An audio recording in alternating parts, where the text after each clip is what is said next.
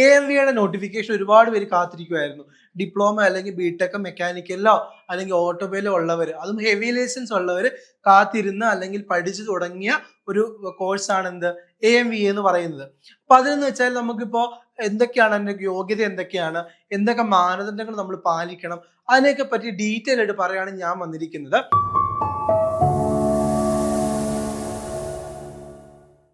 Hi all, welcome to CC. എൻ്റെ പേര് കൈലാസ്. ഞാൻ ഇന്ന് വന്നിരിക്കുന്നത് AMVയുടെ നോട്ടിഫിക്കേഷൻ ഒരുപാട് പേര് കാത്തിരിക്കുമായിരുന്നു. ഡിപ്ലോമ അല്ലെങ്കിൽ ബിടെക് മെക്കാനിക്കലോ അല്ലെങ്കിൽ ഓട്ടോമൊബൈലോ ഉള്ളവർ, അതും ഹെവി ലൈസൻസ് ഉള്ളവർ കാത്തിരുന്ന് അല്ലെങ്കിൽ പഠിച്ചു തുടങ്ങിയ ഒരു കോഴ്സാണ് എന്ത് AMVA എന്ന് പറയുന്നത്. അപ്പൊ അതെന്ന് വെച്ചാൽ നമുക്കിപ്പോ എന്തൊക്കെയാണ് അതിന്റെ യോഗ്യത, എന്തൊക്കെ മാനദണ്ഡങ്ങൾ നമ്മൾ പാലിക്കണം, അതിനെയൊക്കെ പറ്റി ഡീറ്റെയിൽ ആയിട്ട് പറയാണ് ഞാൻ വന്നിരിക്കുന്നത്. അപ്പൊ നമുക്ക് നോക്കിയാൽ കേരള PSC നടത്തുന്ന, അതായത് കേരള മോട്ടോർ വെഹിക്കിൾ ഡിപ്പാർട്ട്മെന്റ് അണ്ടറിലുള്ള ഒരു എക്സാം ആണ് എന്ത് assistant motor vehicle inspector AMVA എന്ന് പറയുന്നത്. നമുക്കിന്റെ സാലറി സ്കെയിൽ എന്ന് വെച്ചാൽ എത്രയാ? 45,600 തൊട്ട് 95,600 വരെയാണ് വരുന്നത്. അതേപോലെ തന്നെ നമുക്ക് കാറ്റഗറി നമ്പർ എത്രയാ? 26/2026 ആണ്. ഓക്കെ, അപ്പൊ ജൂലൈ 1 വരെയാണ് ലാസ്റ്റ് ഡേറ്റ് എന്ന് പറയുന്നത്. എല്ലാവരും കൃത്യമായിട്ട് തന്നെ അപ്ലൈ ചെയ്തോണം. ഇനി നമുക്ക് ഇതിന്റെ ഒരു വേക്കൻസി ഇതുവരെ അവർ ഡിസ്ക്ലോസ് ചെയ്തിട്ടില്ല, കാരണം ഒരുപാട് വേക്കൻസീസ് വരാൻ ചാൻസ് ഉണ്ട്. അതൊക്കെ നമ്മൾ റിപ്പോർട്ട് ചെയ്ത് വരുന്നതേ ഉള്ളൂ. വേക്കൻസി എണ്ണത്തിൽ നമുക്ക് കൃത്യമായിട്ടൊരു അപ്ഡേറ്റ് ഇപ്പൊ ഇതുവരെ ഇല്ല. ഇനി അതുപോലെ തന്നെ സാധാരണ എക്സാം നടത്തുന്ന പോലെ തന്നെ ഒരു PSC എക്സാം ഉണ്ടായിരിക്കും, നെഗറ്റീവ് മാർക്കിംഗ് ഒക്കെ ഉണ്ടാവുന്നതാണ്. അതേപോലെ തന്നെ ഏജ് ലിമിറ്റ് എന്ന് പറയുന്നത് നമ്മുടെ ജനറൽ കാറ്റഗറി വരെ എന്താണ് 40 വയസ്സിൽ നമുക്ക് അപ്ലൈ ചെയ്യാനായിട്ട് സാധിക്കും. അതുപോലെ SC ST OBC കാറ്റഗറിക്ക് എന്താണ് ഒരു ഏജ് റിലാക്സേഷൻ ഉണ്ട്. അപ്പൊ അതേപോലെ ഏജ് ലിമിറ്റ് എന്ന് പറഞ്ഞാൽ എത്രയാ? 21 തൊട്ട് 40 വയസ്സ് വരെയാണ്. അതും ജനറൽ കാറ്റഗറിക്കാണ് വരുന്നത്. OBC SC ST ഒക്കെ എന്താണ് ഒരു റിലാക്സേഷൻ PSC നൽകുന്നുണ്ട്. അതേപോലെ തന്നെ ഒരു മെയിൻ കാര്യം എന്ന് പറയുന്നത് ഡിഫറൻറ്റ്ലി ഏബിൾഡ് ആയിട്ടുള്ള കാൻഡിഡേറ്റ്സിന് എന്ത് ചെയ്യാൻ പറ്റില്ല, ഈ പോസ്റ്റിന് അപ്ലൈ ചെയ്യാൻ സാധിക്കില്ല. ഓക്കെ, ഇനി നമുക്ക് ഇതിന്റെ എഡ്യൂക്കേഷണൽ ക്വാളിഫിക്കേഷൻ നോക്കുകയാണെങ്കിൽ ഫസ്റ്റ് എന്ന് പറയുന്നത് SSLC പാസ് ആയിരിക്കണം. ഓക്കെ, അത് കഴിഞ്ഞിട്ട് നിങ്ങൾക്ക് ഡിപ്ലോമയാണ് ഇതിന്റെ മിനിമം ക്വാളിഫിക്കേഷൻ എന്ന് പറയുന്നത്. ഡിപ്ലോമ എന്തിലായിരിക്കണം? ഒന്നെങ്കിൽ ഓട്ടോമൊബൈലായിരിക്കണം, അല്ലെങ്കിൽ മെക്കാനിക്കലായിരിക്കണം. അതും 3 വർഷം ഡിപ്ലോമ തന്നെ വേണം. അപ്പൊ ചില കോഴ്സസുകൾ 1.5 വർഷം ഡിപ്ലോമയൊക്കെ ഉണ്ട്. അതൊന്നും AMVക്ക് ആപ്ലിക്കബിൾ അല്ല. 3 വർഷത്തെ ഡിപ്ലോമ ഓട്ടോമൊബൈലോ മെക്കാനിക്കലോ നിങ്ങൾക്ക് ഉറപ്പായിട്ടും വേണം. അതേപോലെ തന്നെ ഒരു ഹയർ ക്വാളിഫിക്കേഷൻ ഉണ്ടെങ്കിൽ നിങ്ങൾക്ക് അപ്ലൈ ചെയ്യാൻ പറ്റും. അതായത് ഡിപ്ലോമയുടെ എന്ന് പറയുമ്പോൾ എന്തായിരിക്കും? ബിടെക് ആണ് ഡിപ്ലോമയുടെ ഹയർ ക്വാളിഫിക്കേഷൻ വരുന്നത്. അപ്പൊ ബിടെക് മെക്കാനിക്കൽ ഓട്ടോമൊബൈൽ ഉണ്ടായാലും നിങ്ങൾക്ക് എന്ത് ചെയ്യാം? AMVAക്ക് അപ്ലൈ ചെയ്യാൻ സാധിക്കും. ഇനി നമുക്ക് ലൈസൻസിന്റെ കാര്യം നോക്കുകയാണെങ്കിൽ ഒരു ഹെവി ലൈസൻസ് നിങ്ങൾക്ക് വേണം. അത് പറയുകയാണെങ്കിൽ നോക്കിയേ, must hold a current valid driving licence authorising him to drive motorcycle, heavy goods vehicle and heavy passenger motor vehicle. ഇവിടെ ശ്രദ്ധിക്കേണ്ട കാര്യം എന്ന് പറഞ്ഞാൽ ഹെവി ഗുഡ്സും വേണം, അതുപോലെ ഹെവി പാസഞ്ചറും വേണം. ഇപ്പൊ വെറുതെ പറയല്ല, നമുക്ക് എന്താണ് ഗുഡ്സിന്റെയും പാസഞ്ചറിന്റെയും ഹെവി ലൈസൻസ് നിങ്ങൾക്ക് വേണം.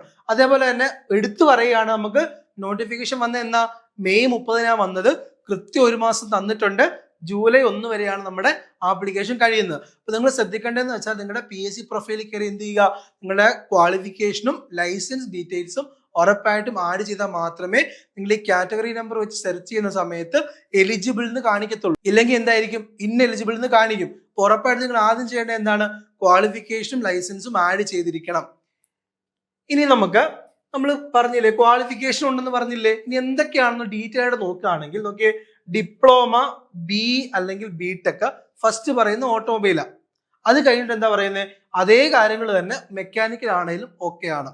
ഇനി വേറെ ഡൗട്ട് എന്ന് വെച്ചാൽ മെക്കാനിക്കലിലെ ഒരു ബ്രാഞ്ച് ആണ് എന്ത് ടൂൾ ആൻഡ് ഡൈ എഞ്ചിനീയറിംഗ് എന്ന് പറയുന്നത്. ടൂൾ ആൻഡ് ഡൈ എഞ്ചിനീയറിംഗ് പഠിച്ചവർക്ക് എന്ത് ചെയ്യാൻ പറ്റും? AMV അപ്ലൈ ചെയ്യാൻ പറ്റും.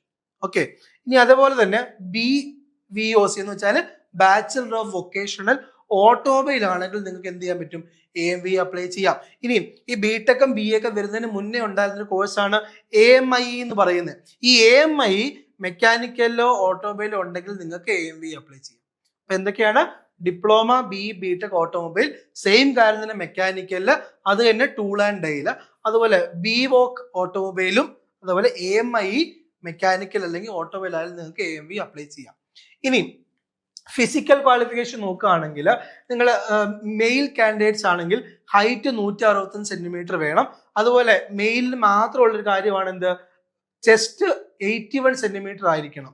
ഓക്കെ, അതുപോലെ തന്നെ നമുക്ക് with minimum expansion of 5 centimetre compulsory ആണ്.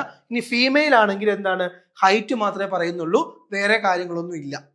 ഓക്കെ, മെയിൽ ആണെങ്കിൽ 165, ഫീമെയിൽ ആണെങ്കിൽ 152 സെന്റിമീറ്റർ വേണം. ഇനി വിഷ്വൽ സ്റ്റാൻഡേർഡ്സ്, നമ്മുടെ കണ്ണിന്റെ കാഴ്ചകൾ നോക്കുകയാണെങ്കിൽ ഡിസ്റ്റന്റ് വിഷൻ എന്ന് പറയുന്നത് 6/6 വേണം.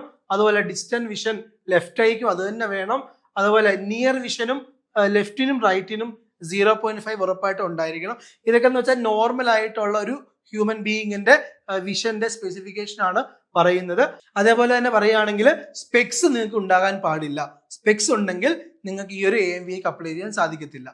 കണ്ണട യൂസ് ചെയ്യാത്ത ആളായിരിക്കണം. അതാണ് നിങ്ങൾ ഓർത്തിരിക്കേണ്ട കാര്യം എന്ന് പറയുന്നത്. ഇനി അടുത്തെന്ന് പറയുന്നത് നമ്മുടെ കാഴ്ചയുമായിട്ട് ബന്ധപ്പെട്ട കുറെ ഡിസീസസ് ഇല്ലേ, അതുപോലെ എന്ന് വെച്ചാൽ ഇപ്പോൾ കളർ ബ്ലൈൻഡ്നെസ് പോലുള്ള ഒരു അസുഖങ്ങളും നിങ്ങൾക്ക് ഉണ്ടാകാൻ പാടില്ല. അത് നിങ്ങൾ ഓർത്തിരിക്കണം. അതുപോലെ തന്നെ ഒരു സർട്ടിഫൈഡ് മെഡിക്കൽ ഓഫീസറുടെ നിങ്ങളൊരു സർട്ടിഫിക്കറ്റ് നിങ്ങൾ ഡോക്യുമെന്റ് വെരിഫിക്കേഷൻ സമയത്ത് നിങ്ങളുടെ കയ്യിൽ ഉണ്ടായിരിക്കണം.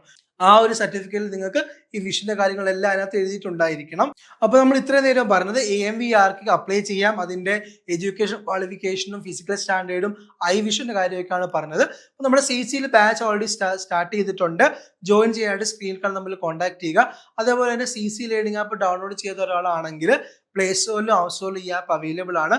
PSC പഠിക്കാനായിട്ടുള്ള എല്ലാ കാര്യങ്ങളും നിങ്ങൾക്ക് അതിൽ നിന്ന് കിട്ടുന്നതാണ്. അടുത്തൊരു വീഡിയോയിൽ കാണാം. നന്ദി.